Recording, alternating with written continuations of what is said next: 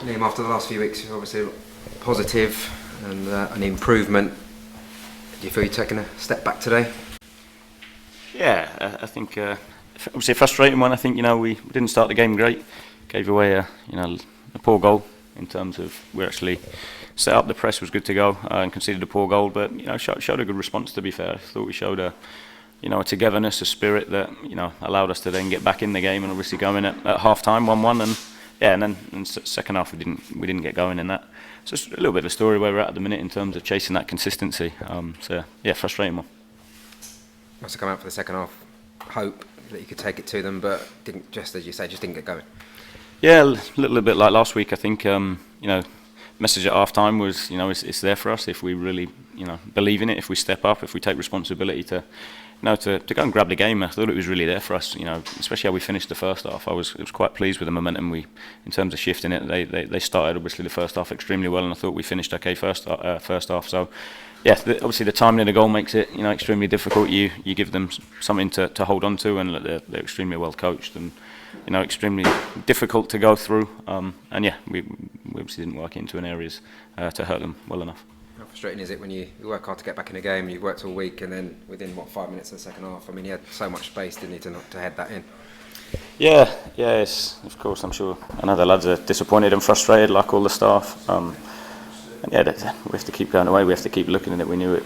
Said it numerous times. Just because we'd obviously had a run of 5-6 games where we performed well, it doesn't mean that it was all done. And we were going to continue on that nice, smooth upward trajectory of performance. So it's part of obviously the journey we're on. The challenge is to stick together, to reflect, and to make sure that we put all our energy to changing the level and the consistency of how we perform.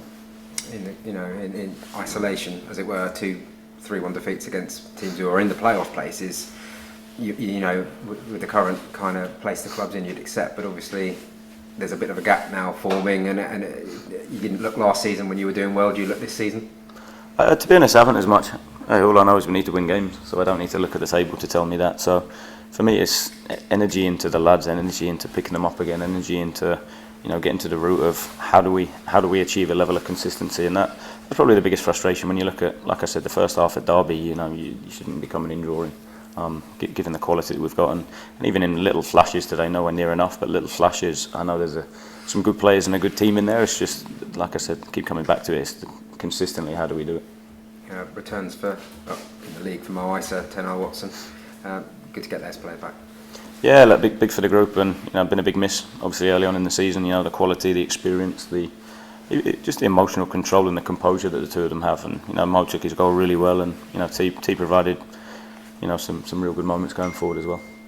Had some issues early on with their two wing backs, particularly down their left hand side. Was it just a bit of fitness for Tenor Watson?